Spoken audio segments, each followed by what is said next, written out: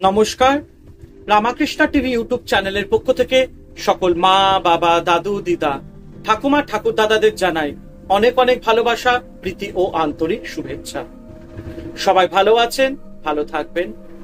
আমি আবারও চলে এসেছি আমাদের মেডিটেশন ক্লাসে আজকে 4th সেশন নিয়ে, এবং আজকে আমরা খুব সুন্দর একটা প্রশ্ন নিয়ে এসেছি যেটা আমাদের মেডিটেশন ক্লাসের জন্য ভীষণ ভীষণ দরকার। এবং আমি আরেকবার বলে দিই যে আমি আবারও চলে এসেছি শ্রী শ্রী রামকৃষ্ণ মিশনের স্বামী সোমেশ্বরানন্দ মহারাজজির লেখা ধ্যান শেখার ক্লাস সম্পর্কে আলোচনা করতে, এবং এই ধ্যান শেখার ক্লাস যে বইটি, এখান থেকে আমি আপনাদের এই মেডিটেশন ক্লাস অনলাইনে আমরা সেশন করছি। তো আজকে দুটি প্রশ্ন নিয়ে আমি এসেছি, কারণ যেহেতু আমরা এখন বেসিক কনসেপ্ট নিয়ে যাচ্ছি মেডিটেশনে। প্রথম প্রশ্ন, আপনি বলেছেন দিনে অন্তত দুবেলা ধ্যান করা উচিত, কিন্তু ব্রাহ্ম মুহূর্তে বা খুব ভোরে আমি উঠতে পারি না। ওদিকে সন্ধ্যাবেলা অফিস থেকে ফিরে খুবই ক্লান্ত লাগে, আর সারাদিনে এত কাজ, এত ছোটাছুটি করতে হয় যে ধ্যানের জন্য সময় হওয়া খুব মুশকিল। এই অবস্থায় কি করব? প্রশ্নটা খুব বাস্তবিক প্রশ্ন, এবং এই প্রশ্নটি করেছেন একজন ভক্ত স্বামী সোমেশ্বরানন্দ মহারাজজিকে। তাই প্রশ্নটি আমি আরেকবার রিপিট করলাম। সেই ভক্ত বলছেন যে আপনি বলেছেন মহারাজজি, মানে স্বামী সোমেশ্বরানন্দ মহারাজজিকে বলছেন, প্রশ্নটি করেছেন যে দিনে অন্তত দুবেলা করে ধ্যান করা উচিত, যেটা আমরা আগের সেশনে আমরা ডিসকাস করেছিলাম, কিন্তু ব্রাহ্ম মুহূর্তে বা খুব ভোরে আমি উঠতে পারি না।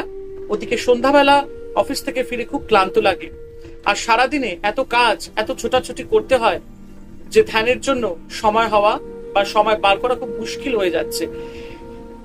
এই অবস্থা আমরা কি করব? খুব প্র্যাকটিক্যাল কোয়েশ্চেন, ট্রু ফ্যাক্ট।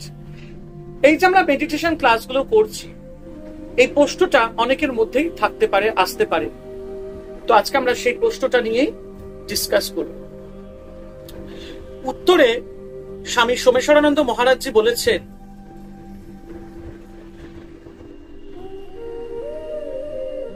সারাদিনে যতই কাজ থাক, স্নান, খাওয়া, ঘুম তো বাদ দেওয়া যায় না। কাগজ পড়া, টিভি দেখা, বন্ধুদের সঙ্গে গল্প করা, সবকিছুতেই সময় পান আপনি। মোবাইল ফোন ব্যবহার করলে রোজ চার্জ দিতে হবেই, দামি কিছু চাইলে তার জন্য মূল্য দিতে হয়। অতএব ধ্যান করতে চাইলে এর জন্য কিছু সময় বের করে আনা দরকার। এটাও কিন্তু খুব বাস্তব বিশ্লেষণ দিয়েছেন, খুব ট্রু ফ্যাক্ট। কারণ দেখুন, আমরা বলি যে আমাদের কাছে সময় নেই। হ্যাঁ, আমরা বলি আমাদের কাছে সময় নেই, এবং in fact I mean to say, এই যে নানান রকম আমরা সময় বার করে মোবাইলে সারাক্ষণ রয়েছি, যখন ঘুমাবার টাইম ঘুমোতে পারছি না, মোবাইলে নানান রকম ভিডিওস দেখছি, এবং টিভি দেখছি, বন্ধুদের সাথে আড্ডা মারছি, নানান জায়গায় ঘুরছি, ব্লগ করছি, ঠিক আছে? তো এর মধ্যে থেকেও কিন্তু আমরা একটু সময় বার করে নিতেই পারি মেডিটেশনের জন্য। যেমনি এখানে মহারাজ একটা কথা বলছে যে আমরা নিয়মিত জানি যে মোবাইলটা চার্জ দিতে হবে। সময় মতো চার্জ না দিলে আমরা মোবাইল দেখতে পারবো না, কারণ মোবাইল হচ্ছে আমাদের জীবনে এখন একটা বিশাল ইম্পর্টেন্ট ফ্যাক্টর হয়ে দাঁড়িয়েছে। বিভিন্ন জায়গায় কথা বলতে পারছি, ইন্টারনেট, নানান রকম বিষয় জানতে পারছি। তো মোবাইল ছাড়া এখন যেটা হয়ে গেছে, লাইফ ইনকমপ্লিট হয়ে গেছে। আপনার একটু মোবাইলটা এদিক থেকে ওদিক হয়ে যাক, মানে চিন্তায় শেষ, কি হবে কি হবে কি হবে, মোবাইল গেল কোথায়। অনেক কিছু মোবাইলের মধ্যে স্টোর করা থাকে, ট্রানজাকশন থেকে শুরু করে ভিডিও দেখা থেকে শুরু করে নানান রকম। তো তার জন্য তো আমাদের একটা সময় আমরা পাচ্ছি, মোবাইল ব্যবহার করব, চার্জ দেব, হ্যাঁ।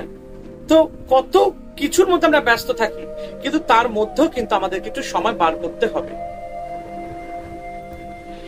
ধর্মীয় ব্যাপারের জন্য না হোক, অন্তত দৈনন্দিন জীবনে দুঃখ, হতাশা, রাগ, মানসিক চাপের মোকাবিলা করার জন্য, জীবনকে আরেকটু আনন্দময় করে তোলার জন্য ধ্যান করা দরকার। একদম যেটা আমরা আগের মেডিটেশন ক্লাসে বলেছিলাম যে দৈনন্দিন জীবনে আমরা প্রচুর ব্যস্ততার মধ্যে থাকি, নানান রকম মানসিক চাপের মধ্যে থাকি, টেনশন, কনফিউশন, ডিপ্রেশন, ফ্রাস্ট্রেশন,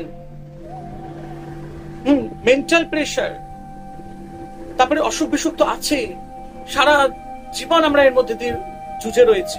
কিন্তু যখন আমরা মেডিটেশন করব তখন কি হবে, আমাদের যে নেগেটিভিটিটা আছে সেটা আমাদের বডি থেকে বেরিয়ে যাবে, আর সেখানে এন্ট্রি নেবে পজিটিভিটি আমাদের বডিতে। তখন কি হয় দেখবেন, আপনার মাইন্ডটা ফ্রেশ হবে, শরীরটা হালকা হবে, একটা পজিটিভ এনার্জি পাবেন, আপনার মধ্যে একটা বেশ আনন্দময় একটা অনুভব থাকবে, আপনি খুব হ্যাপি থাকবেন, এবং দেখবেন ধীরে ধীরে আস্তে আস্তে আপনার লাইফটা খুব মানে কি বলবো, খুব সুন্দর হবে, খুব ভালো হবে। আপনার যেন মনে হবে যেন একটা বিশাল বোঝা আপনার লাইফ থেকে চলে গেছে। যখনই টেনশন, কনফিউশন, ফ্রাস্ট্রেশন, ডিপ্রেশন বেরিয়ে যাচ্ছে আপনার মানে এই ভাবনা চিন্তার থেকে, আপনার শরীর থেকে যে নেগেটিভিটিটা বেরিয়ে যাচ্ছে, যখন পজিটিভিটি এন্ট্রি করছে, দেখবেন আপনার যেন মনে হবে আমি যেন খুব ভালো আছি। এবং এতে কি হয়, জীবনকে একটু আপনি আনন্দময় করে তোলার জন্য কি বলবো রাখতে পারে, সেটা ধ্যানের মাধ্যমে। হ্যাঁ, এবার মহারাজজি বলছেন, দেখুন আপনার দুটি প্রধান স্তম্ভ শরীর ও মন। শরীরের যত্ন নেওয়ার জন্য কত কিছু করেন,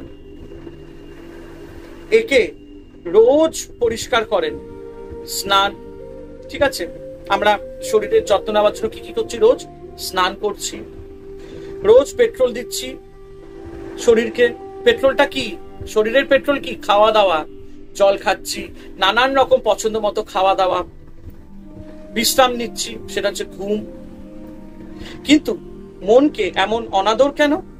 মনেরও তো পুষ্টিকর খাদ্য দরকার, বিশ্রাম চাই, ধোয়া মোছা প্রয়োজন, কিন্তু বেচারিকে কিছুই আমরা দিচ্ছি না, না বিশ্রাম দিচ্ছি, না স্নান করাচ্ছি, না খাওয়াচ্ছি। তো শরীরটাকে তো আমরা হৃষ্টপুষ্ট করে তুলছি, শক্তিমান করে তুলছি, খাচ্ছি, দাচ্ছি, ঘুমাচ্ছি, চান করছি, পয় পরিষ্কার রয়েছি, কিন্তু এই যে আমাদের মনটাকে তো আমরা পরিষ্কার করতে পারছি না। এটা তো ভীষণ দরকার, মনটাকে পজিটিভ রাখা তো খুব দরকার। মনটাকে যদি আমরা মানে কোন রকম যদি খেয়াল না রাখি, তাহলে মনটা তো নেগেটিভিটিতেই ভরে থাকবে।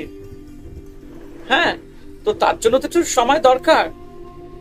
তাই ঘুমের সময় শরীরের বিশ্রাম হলেও মনের তা হয় না, কারণ মন তখনও ঘন ঘন স্বপ্ন দেখে। ধ্যানের মাধ্যমে মনের এই অভাবগুলি দূর হয়ে যায় একদম।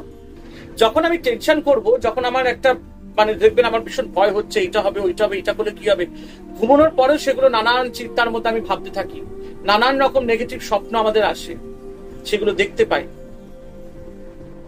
হ্যাঁ, তো তার জন্য আমাদের মনটাকে পরিষ্কার রাখতে হবে। মনটা কি করে পরিষ্কার করব? ধ্যান করে। যখন আমরা মেডিটেশন করব, যখন আমরা ধ্যান করব এক নাগারে সুন্দর করে, তাহলে দেখবেন ওইসব নোংরা মনের ভাবনা চিন্তাগুলো বেরিয়ে যাবে। যখন ঘুমাবো আর সেই নোংরা ভাবনা চিন্তাগুলো, নেগেটিভিটি ভাবনা চিন্তা আসবেই না। তখন যেন আপনি শুধু দেখবেন ভালো ভাবনা চিন্তা। ঈশ্বরের কথা যদি ভেবে যদি মেডিটেশন করেন, ভগবানকে দেখবেন, নিজের বাবা মার ভালো হচ্ছে সেটাই দেখবেন, নিজের পরিবারের ভালো হচ্ছে সেটা দেখবেন, আপনি হাসছেন সেটা দেখবেন। তাই মনটাকে অবশ্যই যত্ন নেওয়া উচিত, তার জন্য আমাদের মেডিটেশন করতে হবে। তো ধ্যানের মাধ্যমে মনের এই অভাবগুলি দূর হয়। আপনি ভোরে উঠতে পারেন না, ওকে, নো প্রবলেম। আপনি ভোরে উঠতে পারছেন না কারণ সারাদিন হাঁপিয়ে গেছেন, টায়ার্ড হয়ে গেছেন। সন্ধ্যার সময় ক্লান্ত লাগে, অফিস থেকে এসে পোস্টতে করান, আপনি ভীষণ ক্লান্ত, ভীষণ টায়ার্ড। বা একটা স্টুডেন্ট পড়াশোনা করে একটু বিকেলবেলা খেয়ে দিয়ে একটু ঘুম নিচ্ছে, আবার পড়তে যাবে, তারও কোনো রেস্ট নেই। সকালে যদি 8টার সময় ওঠেন, 10 মিনিটের জন্য অনুশীলন মানে একটি পদ্ধতিতে অভ্যাস করুন। বলছে আপনি যদি সকালবেলা যদি বেলা করে ওঠেন, কোনো ব্যাপার না, আপনি 9টা-10টা ঘুম থেকে উঠেছেন, ভোরবেলা উঠতে পারেননি, তো প্রথম পদ্ধতি অভ্যাস করুন। প্রথম পদ্ধতি মানে চুপচাপ বসে থাকা। ঠিক আছে, চুপচাপ বসে থাকা। এই যে চুপচাপ বসে থাকার অভ্যাসটা আপনি যদি একবার চালু করেন, এটা হচ্ছে মেডিটেশনের বেসিক কনসেপ্ট, যেটা হচ্ছে চুপচাপ চোখ বন্ধ করে শুধু বসে থাকা, চুপচাপ। পজিটিভ ভাবনা চিন্তা আসতে দিন, যা যা হচ্ছে ঘটেছে আপনার সাথে সেগুলো আসতে দিন, আসবেই, আস্তে আস্তে দেখবেন সেগুলো বেরিয়ে যাবে। এটা প্র্যাকটিস করুন, অ্যাটলিস্ট 10 মিনিট কি 5 মিনিট, 10 মিনিট তো মিনিমাম দিতেই পারবেন, তাই না? সন্ধ্যাবেলা নিজের ঘরে 2 মিনিট নাচ ও 10 মিনিট ধ্যান। সন্ধ্যাবেলা নাচ গান করলেন, আনন্দ ফুর্তি করলেন, যাই করলেন, আবার 10 মিনিট একটুখানি বসলেন, অনুশীলন 1 করুন। আর বাসে যাবার সময়, অফিসে যাবার সময় ফাঁকে ফাঁকে 2 মিনিট করে চোখ খুলে ধ্যান করুন। তো দেখুন কত সুন্দর এখানে একটা প্রসেস বলেছে। সকালে যদি 8টার সময় ঘুম থেকে ওঠেন বা 9টার সময়, 10 মিনিটের জন্য অনুশীলন 1 পদ্ধতিতে অভ্যাস করুন। সন্ধ্যাবেলা নিজের ঘরে 2 মিনিটে নাচ ও 10 মিনিট ধ্যান করুন। সন্ধ্যাবেলা ধরুন আপনি খুব টায়ার্ড হয়ে গেছেন, তারপর একটু আবার 10 মিনিট চুপচাপ বসে রইলেন, ঠিক আছে? চুপচাপ বসলেন, তারপরে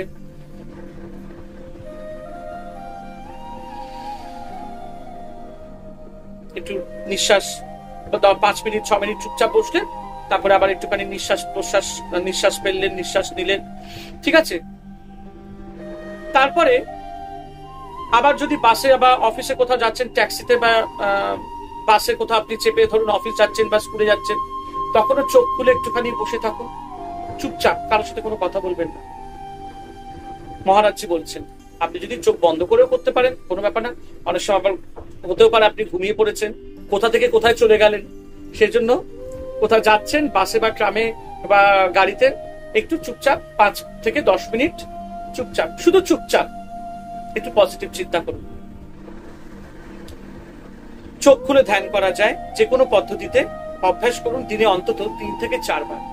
তো এইভাবেই আমরা দিনে কিন্তু 3 থেকে 4 বার মেডিটেশন করতে পারি, চোখ খুলে বা চোখ বন্ধ করে। চুপচাপ বসে থাকার যে একটা অভ্যাস, যেটা অনুশীলন প্রথমে আমরা যেটা আলোচনা করেছিলাম, এটা ভীষণ ইম্পর্টেন্ট। আমরা যত চুপচাপ বসে থাকার অভ্যাস করতে পারবো তত আমাদের জন্য ভালো। আমাদের মেন্টাল স্থিতিটা একটু স্টেবল থাকবে, পজিটিভিটি থাকবে, নেগেটিভিটিটা বেরিয়ে যাবে। তো আশা করি আজকের এই মেডিটেশন ক্লাসের 4 নম্বর সেশন, মানে 4 নাম্বার ক্লাস অর সেশনটা খুবই ইম্পর্টেন্ট ছিল, কারণ যা প্রশ্নটা আমাদের কাছে যেটা তুলে ধরা হয়েছে সেটা সত্যি খুব ইম্পর্টেন্ট। আমাদের সবার মনে এই প্রশ্নটা থাকতে পারে, এবং আজকে আমরা এই মেডিটেশনের বেসিক কনসেপ্ট ক্লাসে 4th সেশনে আমরা এই উত্তরটি পেলাম। খুব ভালো লাগলো, আশা করি আপনাদের সবার ভালো লাগছে, ভালো লাগতেই হবে। এবং আগের ক্লাসগুলো যারা যারা মিস করেছেন, সেশনগুলো যারা যারা মিস করেছেন, অবশ্যই রামাকৃষ্ণ ইউটিউব চ্যানেলের প্লে লিস্টে গিয়ে আপনারা, মেডিটেশন প্লে লিস্টে গিয়ে আপনারা আগের বাকি 3টে সেশন দেখে নিতে পারেন। হরে কৃষ্ণ কৃষ্ণ কৃষ্ণ হরে হরে, হরে রাম রাম রাম হরে হরে। জয় শিব শম্ভু, জয় দেবী দুর্গা দুর্গাতি নাশিনী, জয় মা কালী।